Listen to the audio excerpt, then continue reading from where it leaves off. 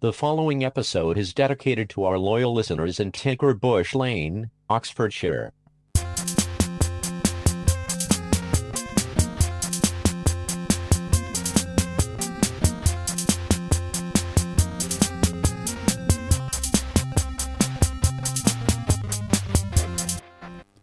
Welcome to the STEEZ, and thank you for having us in your earholes. I'm Jezbot. I'm Taco, and thanks for having us in your bungholes. You start from the top and end at the bottom. In the gutter, yeah, straight away. Why not? Why the bloody hell not? It's a race. It's our bloody show, mate. It is a race to the bottom. It is, isn't it? Yeah. It is. Let's not doodle around too long. Okay. No doodles? No doodles. Let's get into the episode like now. Okay, we shall.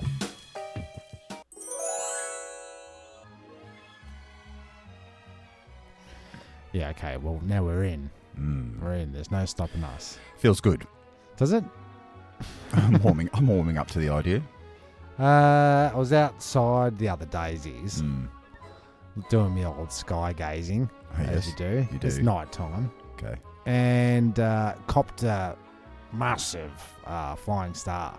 Good. The classic flying star. Classic standard. Enough to see it, acknowledge it, and then have it disappear.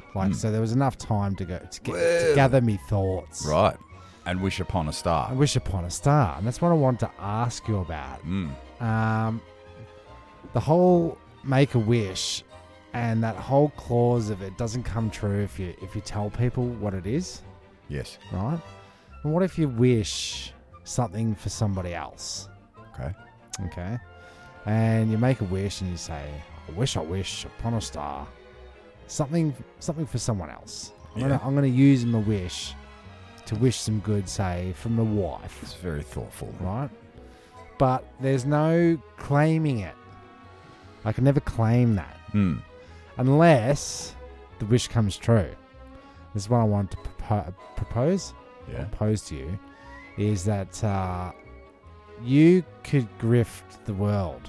So you sit there and you wait for something good to happen. Okay. Then, once it's happened, you've got the right to say, I wished for you. I saw a flying star and I wish that for you.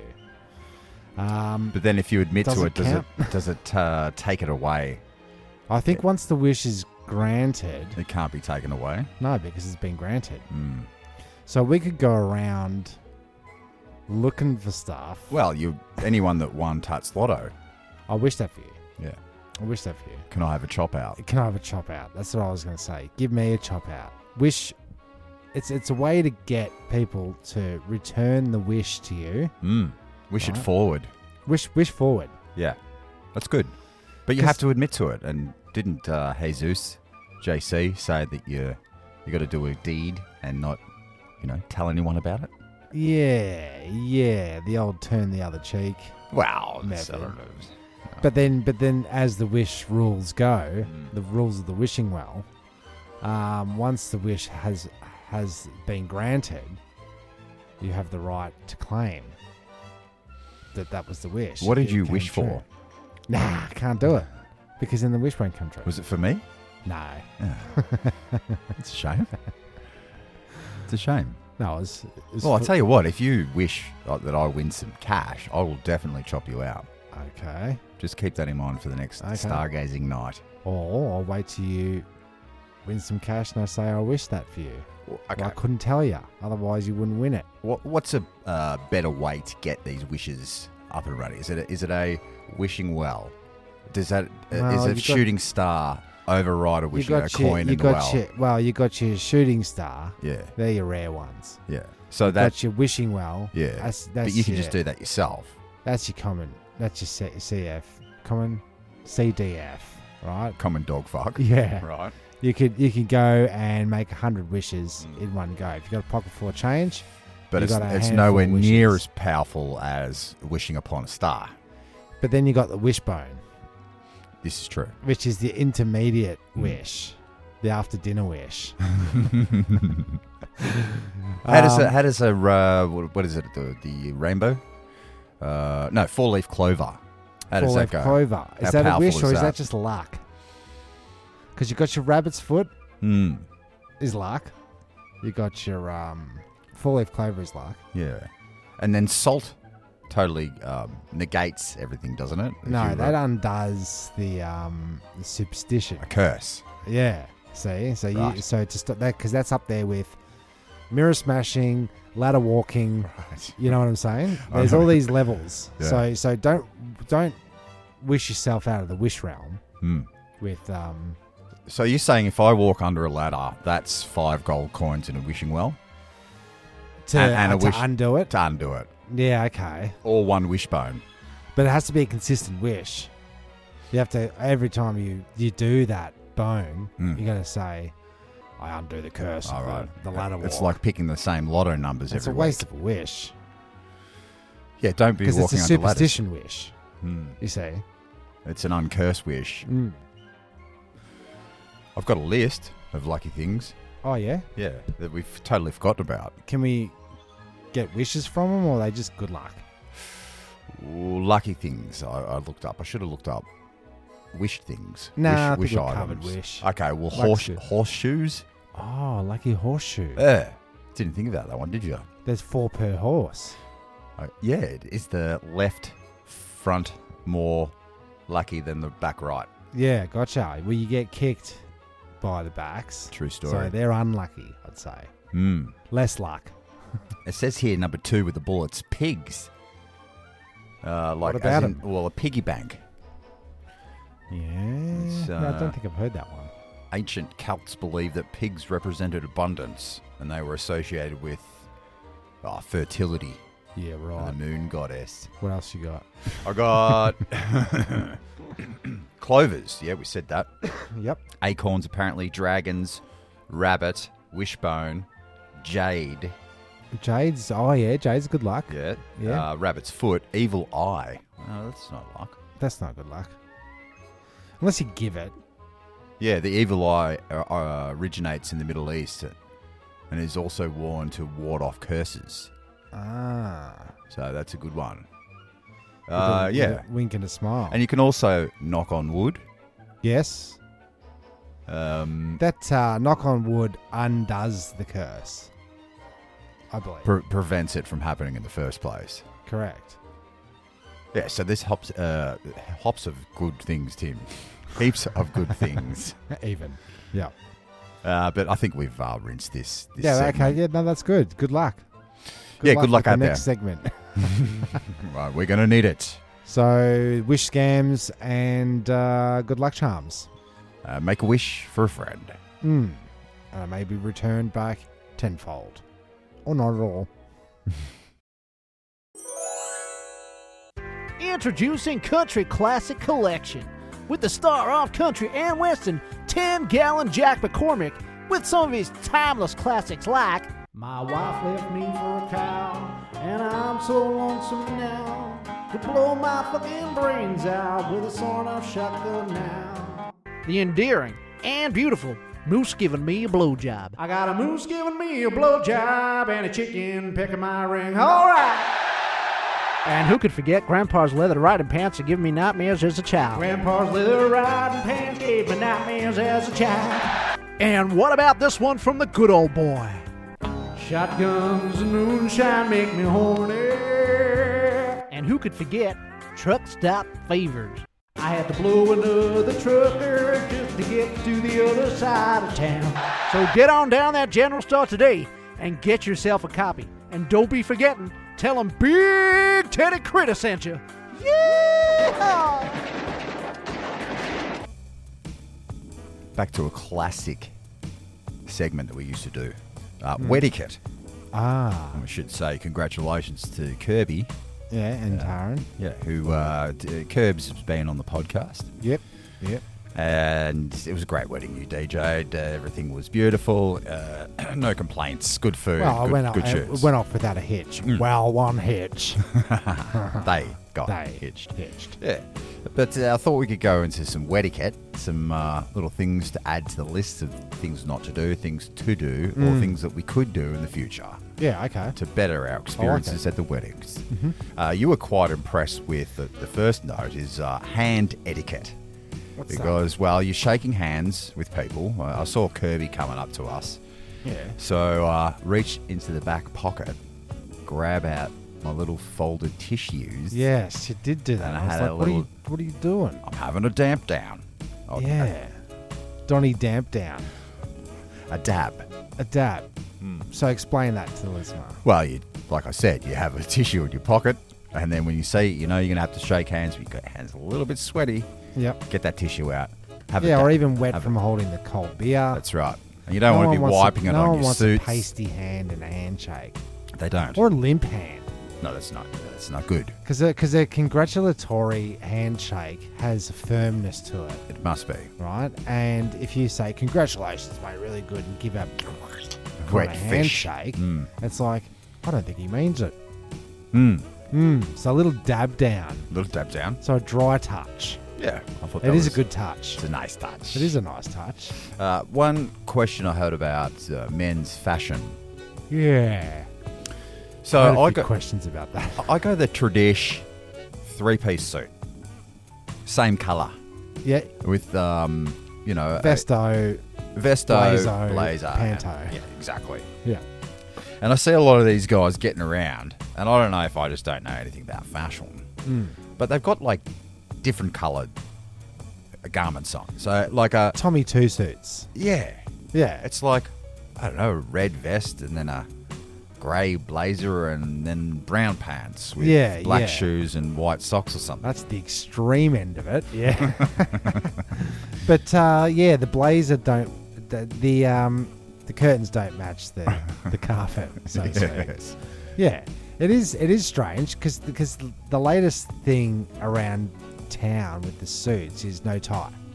Right, no tie necessarily required. You're in a suit, but there's a leisureness to not having to wear the tie. It takes the formality out of it.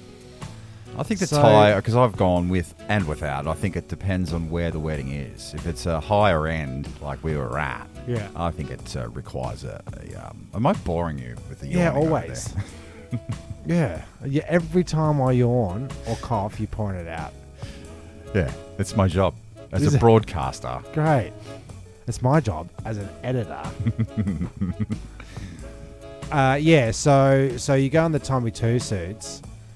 But you're in there and you're like, do I mix the blue with the beige or the beige with the blue? You know, which top goes with which bottom?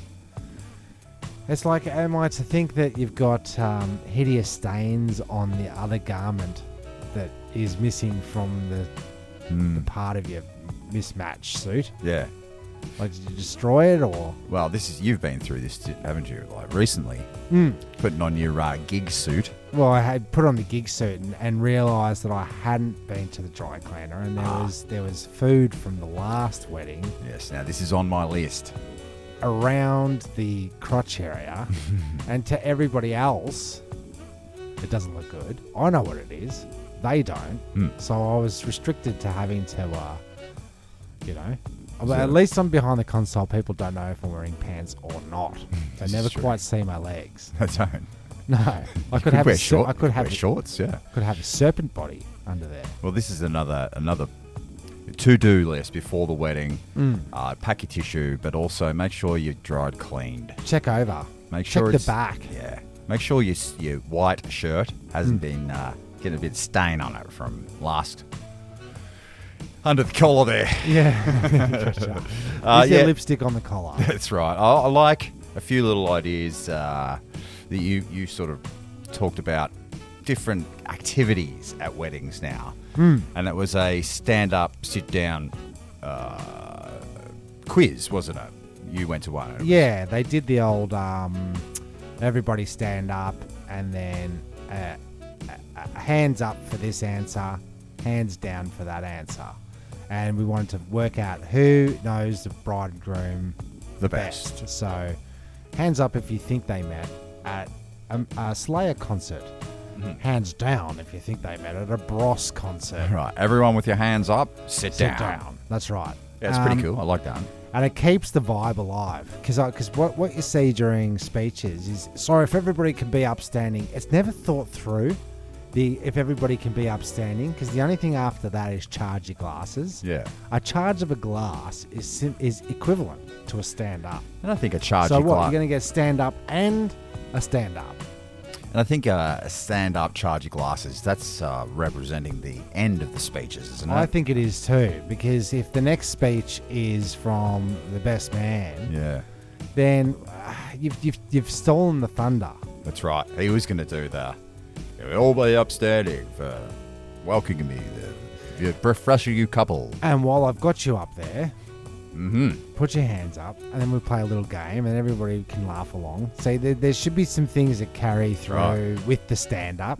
I've come up with a new one. Instead of the first dance, right? Yeah, seen it. Yep. Seen the first dance before.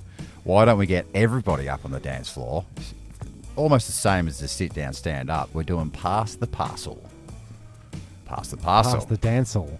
And you gotta dance every time the parcel gets in your hand or some such. Circle work. Yeah, it's a big circle work. That's a big ask. 200 people in a. Because what you're gonna hand the dancing handkerchief to Gwendolyn, and she's never danced a day in her life. She's you know what I'm saying? Well, it's too bad. And she gets up and quacks her way through. But I like a quack. How many bars are we talking? 4 bars? 4 8 bars. Okay. And if there's a lot of people at the wedding, maybe there's several parcels going How do you around. end it? Where does it end? Because what you're saying to me... Well, there's is prizes. Like, no, what you're saying to me is a rap cipher. Okay. You know, I'll allow it. Everybody that wasn't performing can get up and have a little rap-de-doo-dah, a freestyle or whatnot off the top of the dome. But when does it end? Well, it's 16 bars. Yeah, but how many rappers at a rap function? You know what I'm saying? So how many bad dances before we shut it down? Yeah. See, I'm saying, right, nominate the best dancer from every table. Okay, now we're talking. And we'll have a dance off. All right. Right, a first dance So off. it doesn't have to be a dance off. I just think there's some sort of parcel dancing routine, circle work. I think we can figure this one out. We can. And the other thing I saw was, not this particular wedding, but they put a dare or a challenge in front of every seat placing. So it was like they had feats of strength. And it's who gather the 6 strongest men in the room. This is your task. Find the 6 strongest men, and we're going to have a bloody plank off. Okay. How long can we plank for? And so I was put on the spot. Oh, can we get some Eye of the Tiger? I was just like, bang, I'm on it. Eye of the Tiger. Dun, dun, dun, dun. Watching these dudes plank. Then you have you plant a little seed, right? 3 of you boys drop off. We're going to get our 2 strongest plankers to duke it out. Otherwise, we could be planking all night. We could be. Could be planking all night. But I liked it. Not too many challenges. There's how many? Nothing. No one's going to get injured. No, but there was a general theme to it. So the MC, this is the other wedding, not Curb's wedding, but he got up and got everybody to yeehaw instead of a hoorah, right? And that set the theme for some of the challenges that were coming up. Okay. So later on, one of the challenges was the guy's got to get up and teach everybody how to hoedown, right? Because they knew that he's a classic hoedowner at all the parties. So they're going to like, how many people can you rope into a hoedown? Is he a MC? So he's doing so the pass MC, around and around she goes. And where she stops, and nobody knows. Do the dance and do it again. And then he had a method. Like he was pre-prepared. So tasks like that, you would give to a Jezbot or someone that's capable, right, of roping in the crowd. Yeah, that's good. And because we had already yeehawed, it was appropriate. It wasn't out of place, you see. So the seeds it was a good warm-up. So every once in a while, you could go back to, and how we going? This is the halftime report. Can I get a yeehaw? Yeah. And everybody's in on it. Yeah. See what I'm saying? So you're like peaks and troughs and peaks and troughs. Can I get a yeehaw is really good. It's quite good. It was quite good. So I'm going to write that down for next time I'm emceeing a wedding. Yeah, but again, Gwenda, is she going to yay her? Is she going to participate?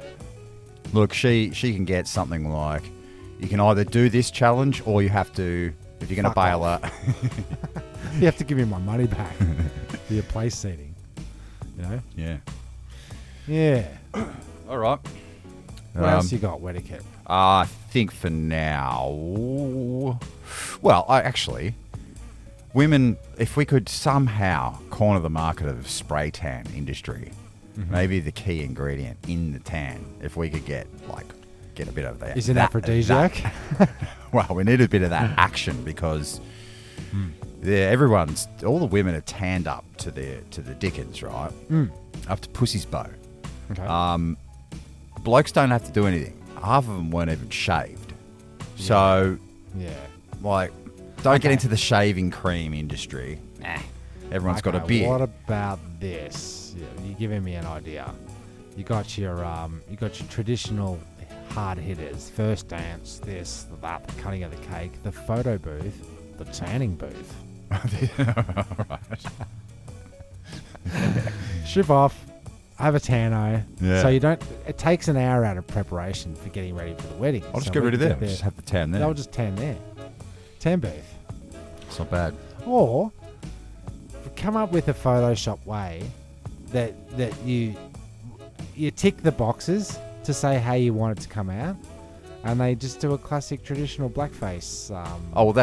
That's for Gwenda. If she doesn't want to get up and be in the activity, she doesn't want to strip down to it. She has to go to the photo booth and put on the dick hat, the happy hat. Yeah, right. Gotcha. Yeah. Yeah. Okay. I'm a dunce. Oh yeah. Because I will not participate. I was a waste. Yeah, a waste of $250 per head. The how did I get invited booth? That's a good one. Yeah. And the who are you? Because who are you? Who are you? I've got one etiquette though, just to wrap it up. Okay. These couples go to a lot of trouble. They spend a lot of money with all the little presents you get. Like they had a magnet. Take a photo, and then all of a sudden these guys... It's on the board. It was on the board. They'd already printed them out. You can take home. To take home. There was shot glasses. There was all this on the tables and stuff. Little bottles of bloody whisk. Take them home. Yeah. Don't leave without them. Yeah. Because we were the last ones there packing up the DJ console, and there was, 50, 60 shot glasses. Yeah, and what are you going to do? Well, you throw take them in the home. bloody skip. Catering staff don't want them. No, they don't want Kirby and Taryn shot glasses. No. They don't. But we do. So I was thinking of bagging them up, and when he comes over, say, if anybody missed out, I grab some for you. Because I don't want him to come over here and open the cupboard like you just did and see 75 shot glasses. So the thing is, they're only 20 mils as well, those shot glasses. Is it? Yeah, so it's not as powerful as you'll want. But it's a party. It's a sippity doodah. I find that some shot glasses are far too big. Too big. Yeah, the problem is don't use the tea light candle shot glasses. That's like a litre. Yeah, it's big. That's a lot. It's a lot. Yeah. All right. Okay, Wedicuit. Old school. And thanks for being for getting invited. Yeah, and also with you.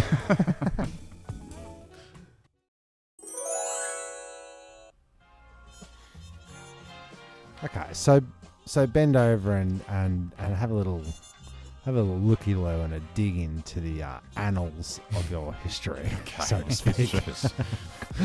Let me just take all that in. Well, I want to talk bedtime. Yeah, I'll go. Okay, all right. Right. The actual time, not just bedtime stories or any of that kind of stuff. I want to talk time, okay? Because the kids, every night, it's the same bloody thing. I'm telling them to go to bed. Yes. Right? It's bedtime. Yeah, so if I didn't say it, yeah, are they coming to me to say goodnight on their own accord? Okay. I used to put myself to bed. I used to love going to bed. What time can you? Well, this is the question, right? So, how old were you when you were given your own bedtime? Do you think? So, do you remember growing up in a family of age rank, the oldies get to stay up longer than the youngies, right? Because the young ones are on, or something's on. Go to bed. I don't want to go to bed. Why does Steve get to stay up? Because he's 35 years old, sort of thing, you know? Yeah. So I think it was for me around about year 9, year 10, where mum and dad sort of... That's a fucking shame, because Audrey's in year 9. Go. When they realised that I had no interest in pursuing in their bedtime. Well, school wasn't a really big deal to me. Maybe, I don't know. Still, I don't think mum and dad were saying, go to bed. No, I do remember being sent to bed and not wanting to. What, as a 7-year-old? Probably. But this is what I'm trying to nut out, because essentially I can't send the kids to bed at the same time. They're different ages. It's not fair. Because Audrey's had progressively got to that stage. Mason can't just inherit her permission. No. Do you know what I mean? Because otherwise it's favouring. So in the topsy-turvy world of parenting, it's okay. Mason's got a defined bedtime. Yeah, you know, like you got to go to bed. He always says 5 minutes, and you go, all right, 5 minutes. He's quite reasonable about it. He doesn't say 15. Okay, because otherwise it's like no. And then we go the back and forth doing the pawn shop negotiation of like half that, half again, double it, settle, right? Yeah. But Audrey's, I think she would stay up forever and a day. Well, that's in her bloodline. Her mum and all their family would stay up all night. All night. On a weeknight as well. But here's the deal, man. This is what you got to say to her. Go to bed. It's fine. Stay up all night if you want, every night if you want. But guess what? You're going to school tomorrow, even if you're tired. And I'm not coming to pick you up if you... Well, this is the thing. Every morning is tired time. Yeah, because it's growing up. Yeah, okay. Your circadian rhythms, they don't even start your brain chemistry and all this shit, man. Should I be waking her up 35 minutes before actual wake-up time, right? Because no matter what time she goes to bed... Because this is the thing, right? I like having an hour on the couch, not worrying about the kid's going to walk in or walk through or interfere with the show we're watching, or do I have to pause it because we're watching something like... graphic. The Dharma, or... I don't know. Do you know what I mean? Like, some things I want to pause. Like, the kids will walk in on a love scene. Yeah. And it's embarrassing. Yeah, sure. Or whatever. So... Have we So you do the cutoff. So I have to say... But I just want to know, like... How long is she gonna... Right. Is she gonna... If she gets the authority to decide herself, how long is she gonna abuse it for? Yeah. Before I have to say, get up in the morning, and then it becomes a morning thing. Can we do this? After Din Dins, we go... A new tradition starts. Where we'll have... Everyone have a hot chocolate, kiddies. And it's hot Cosby.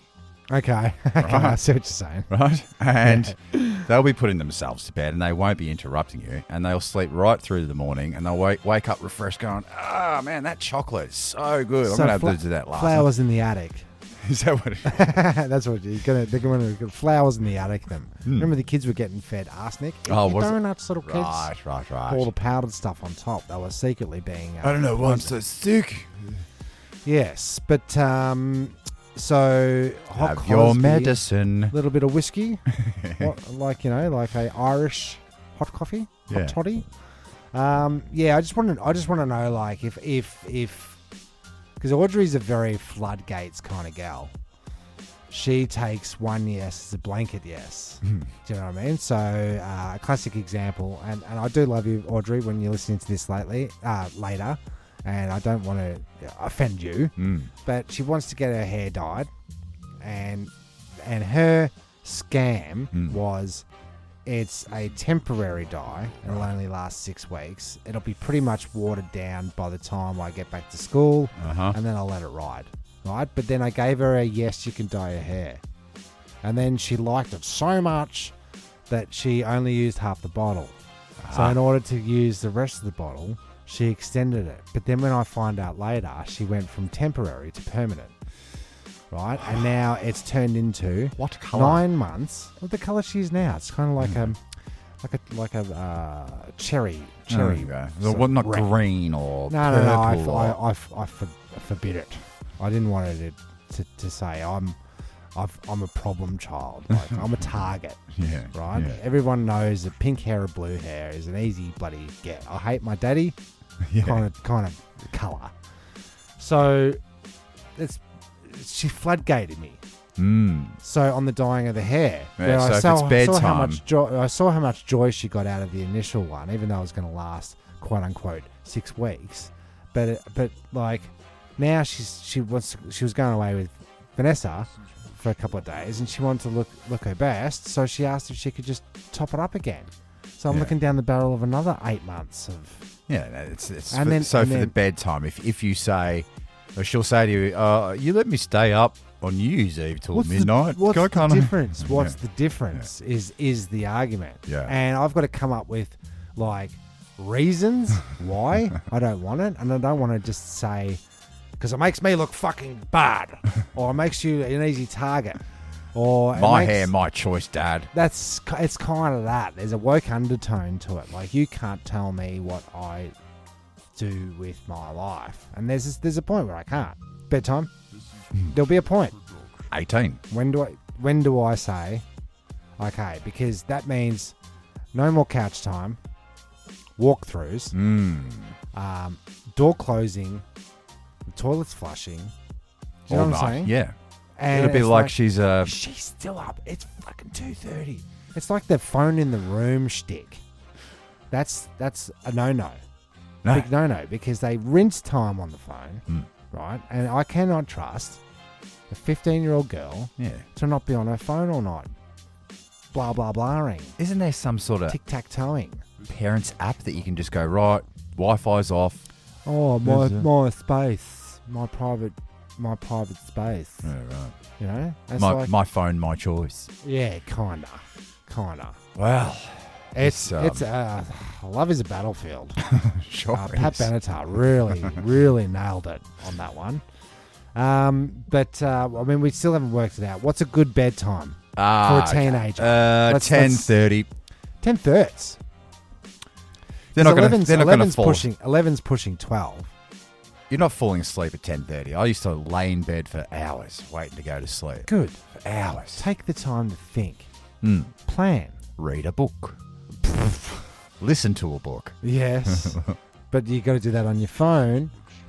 Floodgates. I swear to God, I won't be on Facebook. I'm reading. Oh, I'll allow it.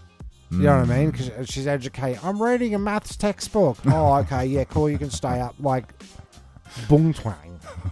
Right? No, I don't believe it. So you're saying 10:30? I guess so. I was pushing at 10:45 to 11 because. Why don't you do it every It's just so late. every 6 months, an extra half an hour? Until what? Until So she's by the end 18. Of the year, she's what? 20 minutes. 4 o'clock bedtime. 20 minutes. 5 minutes. 5 minutes per. Baby steps. Okay. 5 minutes per quarter. Okay. Because I was giving her a Type 45 beyond Mason's bed bracket. Okay. You know what I mean? So that she feels like she's stayed up. No matter what. Because the first thing she said last night, I said, "All right, go to bed." Is Mason in bed? That's all she was concerned about. She's trying to buy. As soon as he gets in bed, there's another 45. Another 45. Oh, it's a bloody. It's a minefield. So I don't think we've resolved anything. No. Hot Cosby. Yeah. Okay. Yeah, that's good. It's a good option. Create an addict. Flowers in the addict.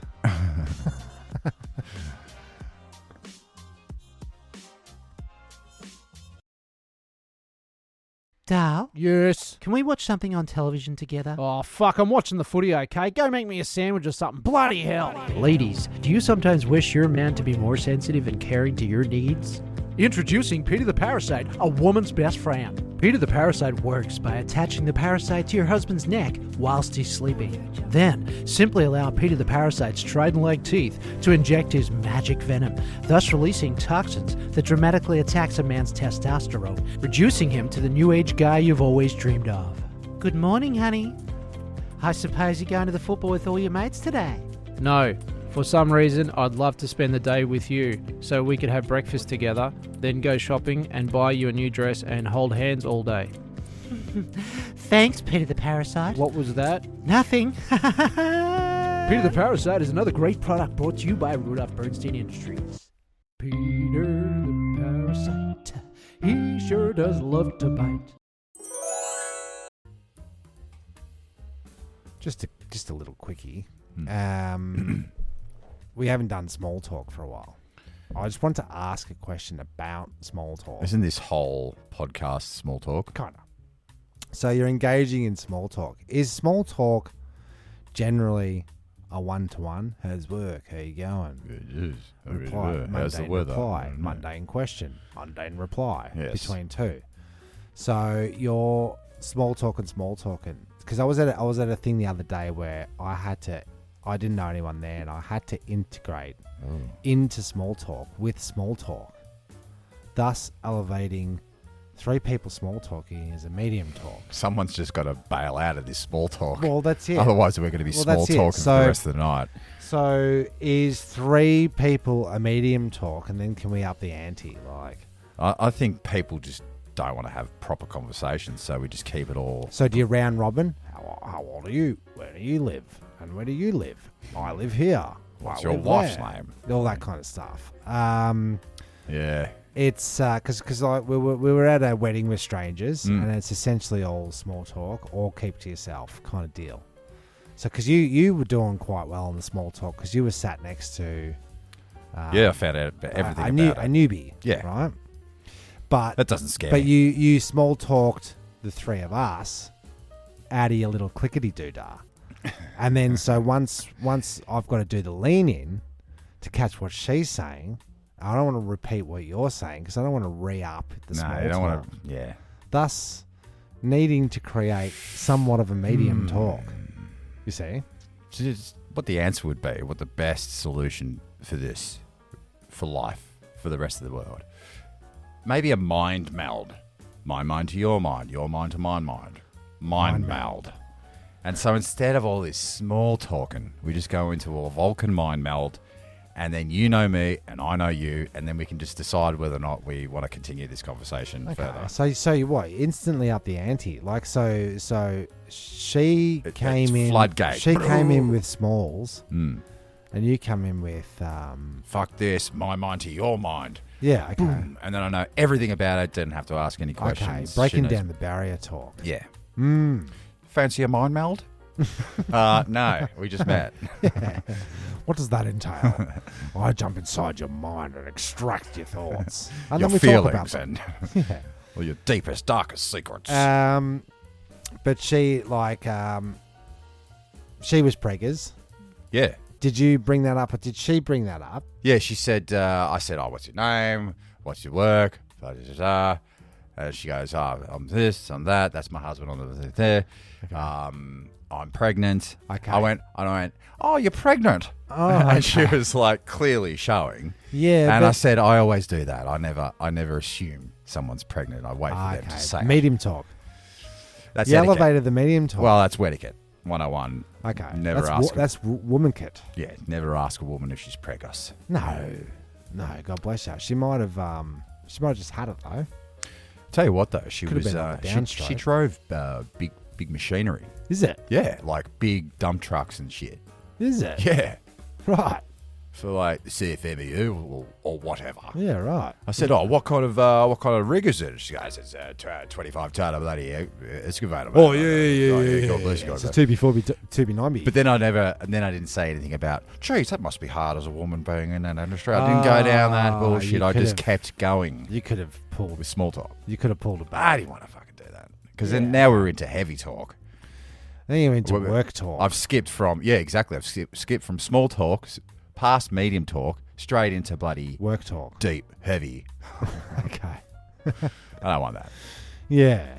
Yeah. And then she goes, oh, I suppose, because I did all the questions, the first 6. And then she goes, well, I best ask you the same questions. Oh, well, and I just went, so my wife's Cass, I'm Jezbot, I do this, I got a podcast for my brother, that's my brother, everything. Right, okay. And then I got up and walked off because I was working all night. Yeah. Yeah, that's right. Yeah, I didn't engage in too much small talk, but I wanted to know if 3 is a medium. I think that's the only person I talk to. Okay. Yeah. Okay. Or maybe a few little side comments when the canapes were going around. And okay. That's small. That was funny when I fed you the canapé and you fed me the canapé out of that little spoon. Because we were just trying to impress the catering staff. That's it. And she kept coming back to us, so we had to up the ante. And we were a giggle out of her. Look, man, we were clearing their plates. Like, if you got 2 more. Oh, we were the guys. We were the go-to guys. Yeah, I've got to get rid of this last bloody. You guys want the last salmon, do you? Yeah, of course I do. Yes, yeah. Oh, well, there you go. Canapes all around. Classic, bloody round the corner small talk. It is, mate. Did it again.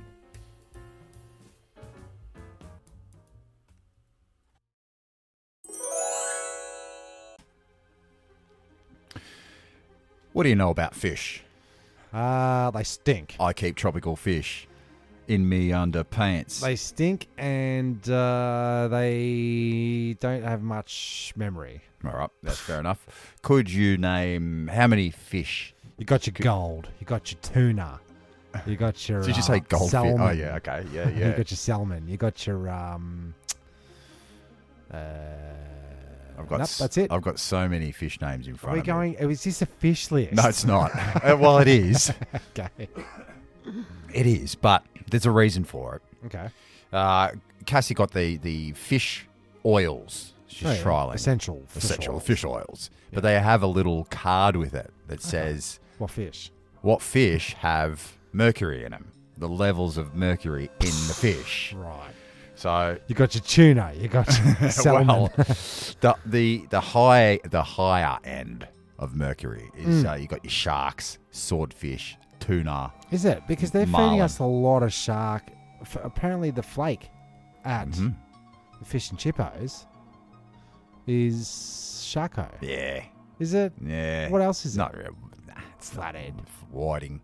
Yeah, gotcha.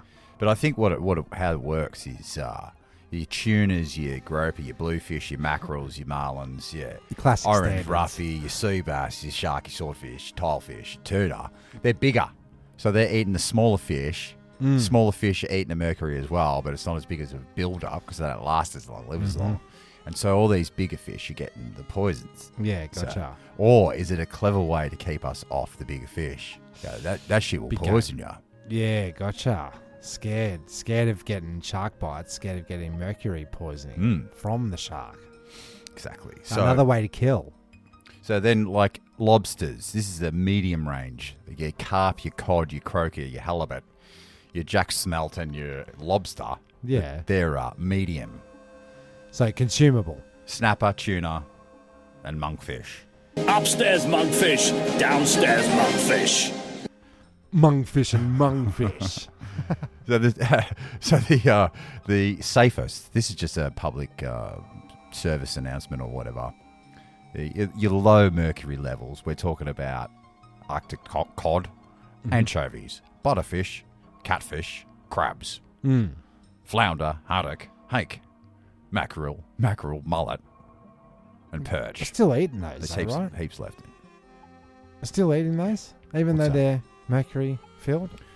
This is low levels of mercury. Oh, okay. Do we get mercury from the thermometers? I think so. Out of fishers.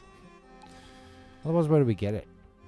Well, you think that they're with the garbage patch, like? Well, you get the fish, squeeze all the eggs out of it first, right, and then you cut all the meat off, right, and then you squeeze the head and put all the mercury in the thermometers. Is this, right. You know what I'm saying? So it's like, how far can we squeeze this thing for resources? You got your fish oil, you got your food, you got your bones. What are we doing with all the bones? Can we grind them up into some I think that's Charlie Carp. Is it? Yeah, that product you get. Oh, they get all the birdos. They get the all parrot food. Because you've got those bits of the backbone of a fish. Yeah. There's that big white. I don't know. That's the parrot seed or whatever. Yeah, that's squid. Is it? I think. Yeah, squid back. Something like that. Yeah. Squidbacks. It's a good rock and roll band. It's pretty crook. The whole thing's crook. Even going back to the wishbone thing, we ate the bird and then we do you want to bust up its bones and make wishes? Do you know what I mean? It's like, ugh. So I mean, we're pretty crass. Like, what can we extract from this? Well, yeah, that Charlie Carp stuff you put on your garden. I think they catch the carp out of places they shouldn't be, and then grind the bastards up, or they just breed. Or they just fucking get them from wherever and tell you that they shouldn't be there. It's actually dolphin. Yeah, exactly. Exactly. That gets the best tomatoes, the richest, the ripest. Features that can't be beat. So what's the outcome of the fish show? The levels of mercury? Well, you can't... What are you on about? I don't know. I thought it would be good content. Or content. Yeah. Well, it is. Yeah. Now we know. Because I know that these bodybuilders, if they just eat, just eat tuna, they get a build up of mercury. Okay. Raw egg. They build up their gag reflex. I thought you said grow a beak. Yeah, that's it. Yeah. Okay, interesting facts about fish and oils. Stay safe. A jumping the turnstile exclusive.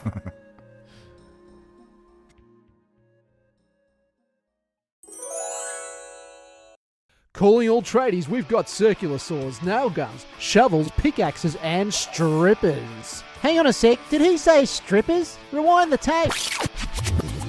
Shovels, pickaxes, and strippers. Did he say strippers? That's right, Dazza. Strippers. At Tools Down Hardware Warehouse, we put together the one-stop shop for the Aussie tradie, where you can buy all the tools you need, plus head out the back and see our sexy Tools Down girls strip right down to their nail bags. Drink yourself stupid in our fully licensed Tools Down Strip Club sports bar. I'm so fucking there. MMA all day on our giant sports flat screens. This is fucking great, but I better get back to work before me boss finds out. You'll be right, Dazza.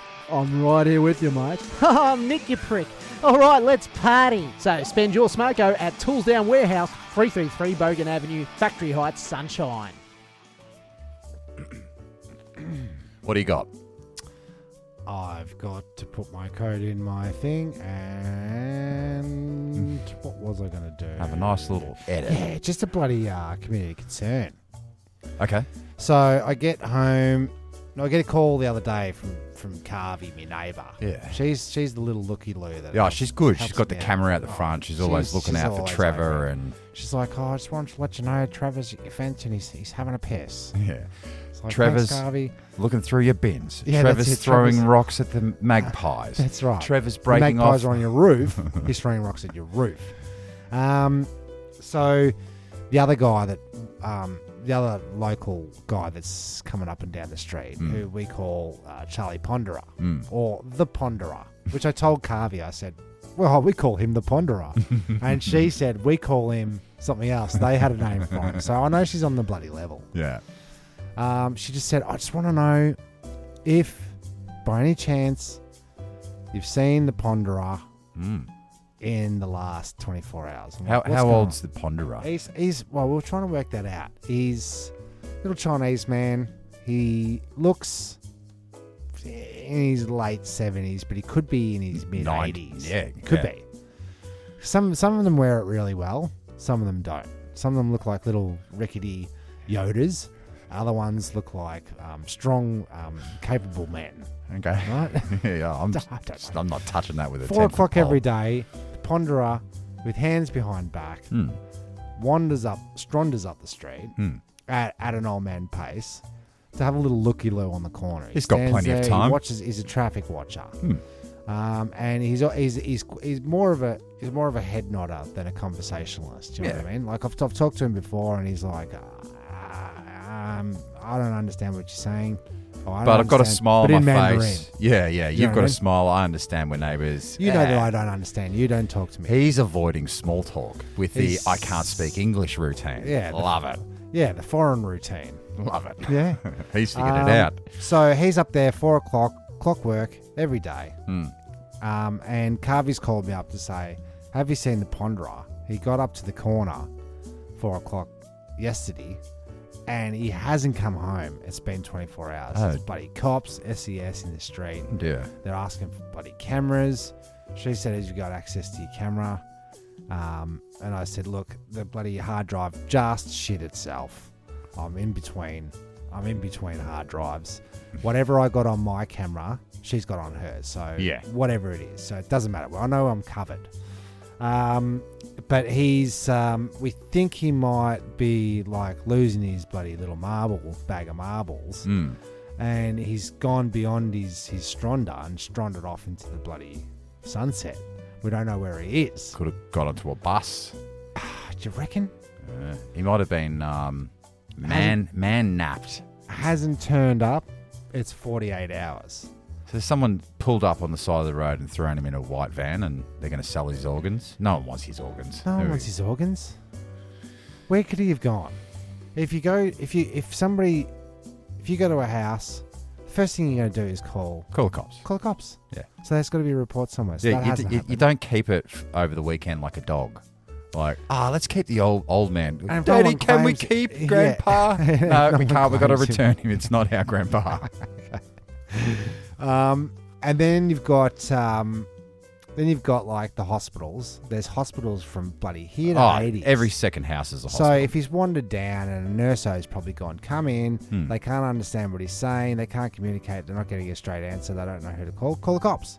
Yeah. So no matter what, it's always going to go back to, we've got a guy. Also, on your phone, Google Translate, you can say a sentence and then it translates to Mandarin. Start tracking it. Yeah, just go. It is. You can. What is your name? And then it will say it to him. People are fucking dumb. Remember when Google came out and everybody just started to say, just Google it. Gotcha. Why don't you just Google it? No, because I like asking and getting an answer. Straight fucking answer. Anyway, so it's been 48 hours. Nothing. It's hard to find the funny in that. Well, no. Well, I was kind of thinking every time we went missing. Yeah. Well, down the creek, down the tunnels. Yeah. Right? It's simple, just go out in the back porch and we come running. Yeah, I just got really hungry then. Did you? Was that too loud for the recording? I can mix that down. But then I thought, classic Elliot E.T. scenario. Where was E.T.? He was in the creek. Remember? E.T. went with Elliot. Yeah. He went all grey and pasty and he was lying in the creek. I remember crying. Don't worry. So, and we live right near a creek. So, the SES waddling down, so to speak, to the creeko, looking in the drains, looking in the tunnels. And then what would the waddler do once it was down there? I don't know. You end up prodding with a big long stick because you can't get down the embankment because you can't get back up. That's for sure. But I was thinking maybe it's a classic Elliot E.T. scenario. We're going to go down there and find him sitting by the creek having a ponder, no doubt. Will he be dead like E.T.? Because I'm pretty sure he's not going to come back to life like E.T. did. Again, find a body, call the cops. Then I thought, because I've just been watching bloody Jeffrey Dahmer, then I thought Trevor could be tuckered down on a succulent Chinese meal. Oh, right. No, what he'd be trying to extort his pension out of him. You live here now with me. I'll sign off on that bloody pension card, mate. Give us your pension card, mate. Dad. So, are you saying that he's pulled an overboard? The Kurt Russell, Meg Ryan vehicle from the 80s, where she owes him. He's got a mole on his. She's got a mole on her butt.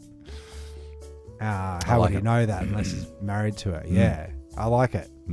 I think what we could do for the elderly, I don't know, They keep getting on these buses and disappearing down the creek. I wonder if we could just track them somehow. Maybe something we could insert into the hand, maybe under the skin somewhere, like rice, just like an RFID chip, or maybe a collar or an anklet. And we can use the 5G towers to triangulate there. This is why they're popping up all over the place, because so many people are going. Well, we need it. We need it. Well, the elderly do. So, or like a collar, like set a boundary. If he goes past the corner, gotcha. It notifies the son. He jumps in the BMW, comes straight down. I thought it gives him an electric shock. Oh, like a dog shock collar. Therapy. Yeah. So stay in the court, stay in the street. So you don't have to bother the son at work. No. As a real estate agent. He'll find his way back to the house after a few electric shocks. 1.21 gigawatts. Well, we'll all be looking out for a so keep your 60, possibly 85-year-old Chinese man in maybe. Melbourne. Not really sure if you haven't asked him, so you don't know. But so we'll keep our eyes peeled. I'll keep you up to date. It is a community concern. We've lost a street player. The wrong one. We were hoping to lose. We were hoping Trevor. We were hoping the gout would take Trev, but it turns out that he pondered his way. Because if he pondered left, cameras everywhere because there's the shops. He ponders right, Creco. But there's medical centres, there's ring security systems. Doesn't make any sense. So I keep saying to That's Vanessa, kidnapping, where man. is he? He's in a white van somewhere. Who wants him? You know what? They've taken him to do menial tasks like fold envelopes, bloody pack this. Now he works for Australian Post. Bunnings. He's chief envelope liquor. Taste that can't be beat. We're looking for you. We're looking for you, Ponder. We're pondering where you are. That's for sure. Definitely. Good luck with that. Just a little quickie. There's a couple of things that I fucking can't do or refuse to do or hate doing. Okay. Right? I think that list is long. Are we doing another list? No, it's like, let's just say we're going away on a holiday. I don't like to be the one to decide the activities, where we're staying, what the schedule is. Okay. Get the plane tickets. I hate that shit. I hate organising. But you're happy to come along, act the fool, drive the car, pay for it. Swim the pool. Be daddy. Eat the continental breakfast. Yeah. I'll do whatever it takes to be there. But I hate organising it. Fair enough. Sidebar to that, and scale down. I hate ordering takeaway. So we've got a couple of places which I love to go, but I know that it's a tumultuous phone call that leads up to the takeaway. Right? I always get taken back when ordering the takeaway. Bit of stress. Is it because it might be shit and you were the one that chose the shit meal and it's your fault? No, there's all these factors to consider. There's how busy is the place when I call. How clearly do I speak, depending on the nature of the person on the other end. The other end. Like, am I ordering Indian, Chinese, Japanese, Tonkinese? Look at these, right? So yesterday I called up our Ness's favourite place for din dins for a little birthday. Happy birthday, little Ness. Oh yeah. And I tried to. I went in with the paced ordering because I don't like saying things twice. No. Because what tends to happen is when you go, 2 Masaman, this and that, and they don't hear you say, okay, 2 Masaman, they go, 4 Masaman. You know what I'm saying? Yes. So I was trying to say 2 Masaman. She was like, yeah. So she's rushing me. So now she's setting the pace. And it's really busy in the background. So I'm like, she's not going to get it right. 2 large steam rice. I go through the whole order. And it wasn't quick enough for her. And she did the read back. And it was a little bit wrong. So I had to reorder. It really f***ed me off. I hate it. It stirs me up. Well, this is why these... What else do you want? This is why the internet's such a big thing, Tim. I hate that. Because you can go on the internet and go, one chip, no salt, one this, that, dot. No. Too many bloody options. Okay. I want off the menu. I don't want a sub list of order specialties. And then do you know what online. happens? You're paying for that app. Of course you are. Then you're paying for the delivery. Yeah. I just don't like it. It really ticks me off. I don't know how you feel about ordering food. It's probably a pleasure. You probably enjoy it. I never, ever do it. Okay. I'm the guy on the holiday with you. Oh, you're on the holiday. Except I don't want to go on the holiday. You didn't organise the holiday. You just went on it. Well, here's the thing, man. Here's the deal, bro. Cass is going to find a cheaper, better place. She's going to find the activities. She's a deal maker. She's going to get the cheaper air. She's a deal maker. Yeah, man. You're a deal breaker. I'll go in, first thing I see, that one, and it'll cost us $4,000 extra. Not that I have ever spent $4,000 on a holiday. Okay, and then you inevitably go to the destination, and then right next to the place you organised is a discount line safari. Yeah. And you went for the full-scale internet line extravaganza next door. You paid 3 times the price. Then you got to hear about all the good times for the rest of the holidays. You know. And then there's so much expectation on it being right. So this is what we're like. We haven't been away for quite some time because the lockdown and brand new world order and all that kind of shit. And I don't want to get on a plane. I don't want to go overseas. I don't want to get anywhere near Tullamarine. Yeah, no check-ins, no check-outs. Suck my balls, so to speak. So we're thinking about where can we go though. What can you do? This is what we're thinking. Like, do you go to Darwin? Well, that means you're going to have to get on a plane. I could do that maybe. Yeah, I'm not going to Sydney, do you Queensland. go to Bendigo? No, you don't go to Bendigo. No. And then you go there and you find out there's nothing to do here and it sucks. Yeah. Well, you got the tram. I got to do something. That's it. I'm thinking the Otways. Yeah, but there's a whole other kettle of fish. Have you got the sunscreen? Have you got the tent? Have you got the bed? What are we going to do with the dogs? Is it dog friendly? It is a fuck over. So, I don't engage in activities that involve extra ticks. Internet takeaway orders. There's too many ticks, right? Too many options. And then you get it back and you're like, did you get chicken salt? Well, no. I didn't. You gotta get chicken salt. Yeah, but she was so angry I didn't want to upset her. So I just... What's the order? The order. I have done that. I've just gone... That'll do. That'll be it. Didn't you get the salt and vinegar squid? No, I just didn't want to have to say it. It's like it fucks me off. So I had that. I had the rushity do. I would have thought that you would relish in not cooking 4 different dinners for 3 members of your family every Yeah, but it's a whole new kettle of fish. You didn't have to cook. You didn't have to clean. I want fish and chips. All right, so I'll go to fish and chips, and then I'll go to the noodle shop for this noodle, and then I'll go to the bloody fish shop for that slapper. You know what I'm saying? Yeah, I know what you're saying. Yeah.